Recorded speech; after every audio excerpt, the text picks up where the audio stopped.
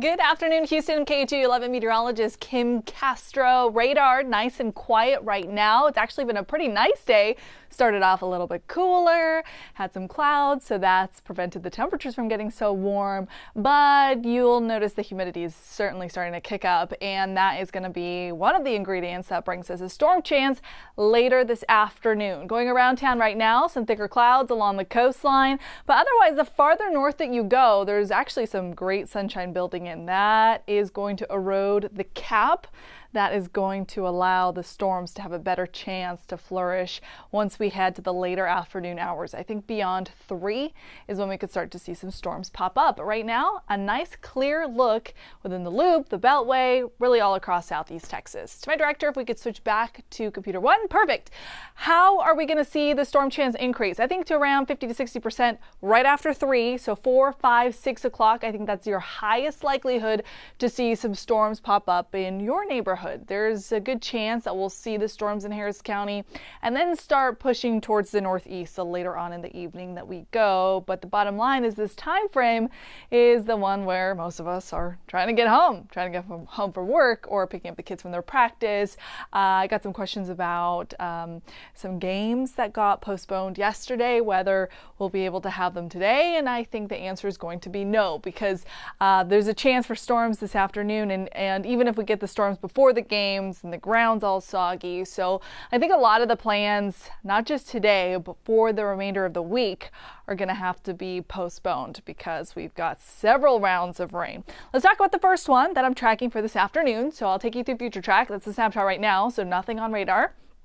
As we go forward in time, you'll notice there was this little boundary that lifted up.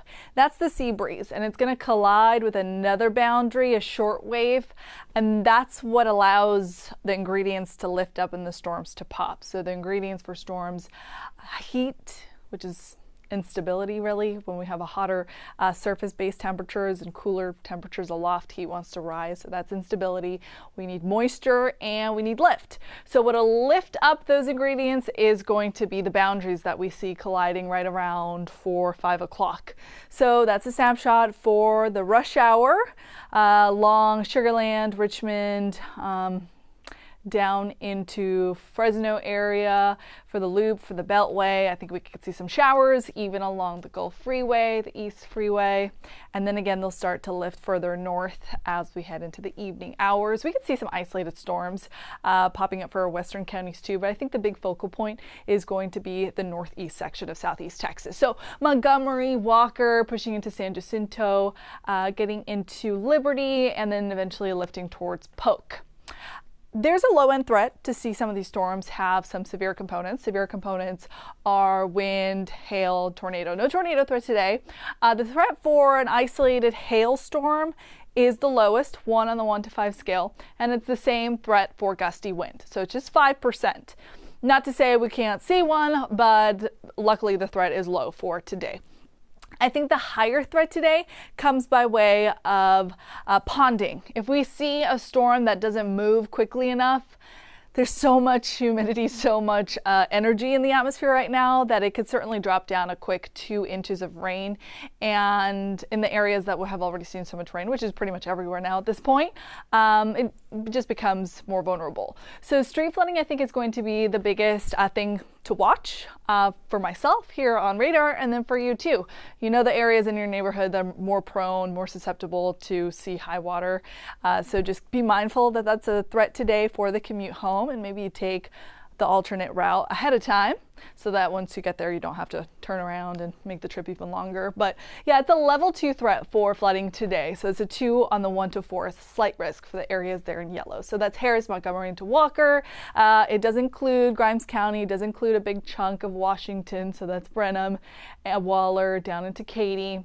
And then pushing towards Chambers County, Anahuac, Baytown, Liberty, Cleveland, Livingston, all those spots could see an isolated storm that brings down some considerable rainfall totals. And that's what the models have for us, north and east. So that's where we could see anywhere between 2 to maybe an isolated 3-inch marker.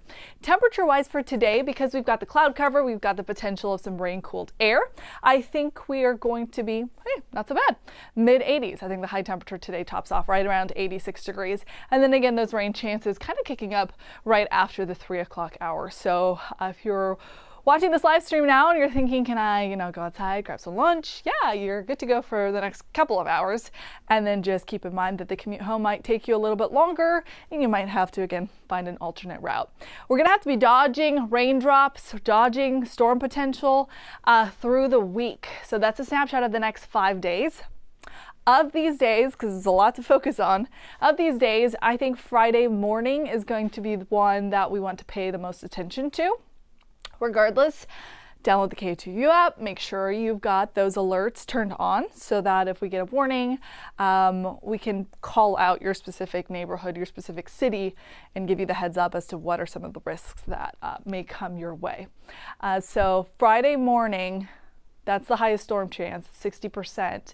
And then we could see some showers lingering into Saturday. This is a snapshot in the afternoon, so Saturday storm chances are there, and then by Sunday we start to drop the rain.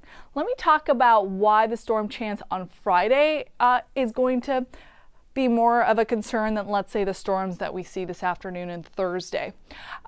Today and tomorrow, they're mainly scattered storm chances.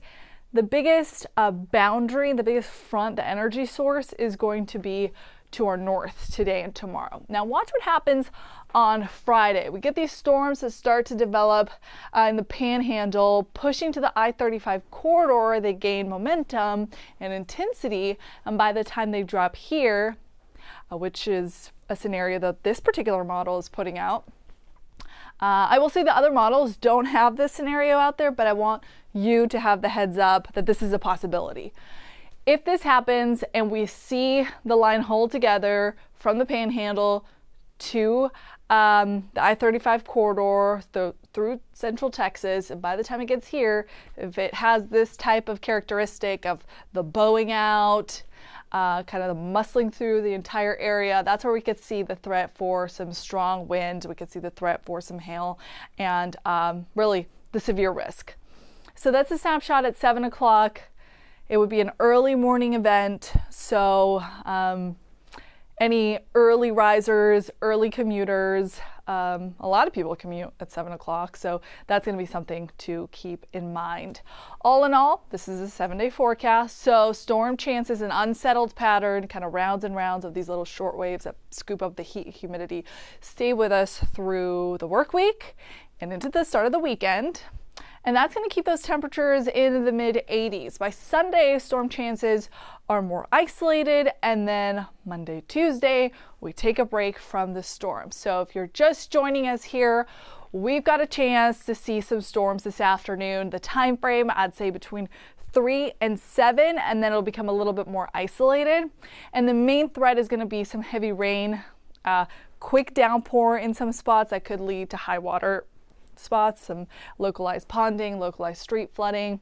The severe risk is not 0, but it's a low end. And if we do see a stronger storm, it'd be some gusty wind, not like yesterday, but still some gusty wind, maybe a storm with some pea-sized hail.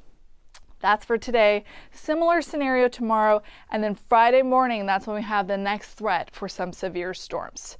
All right, I will be updating you on social media if I see anything pop up. Right now, radar is quiet, which is good, but keep an eye on it. By 3 o'clock into the commute home,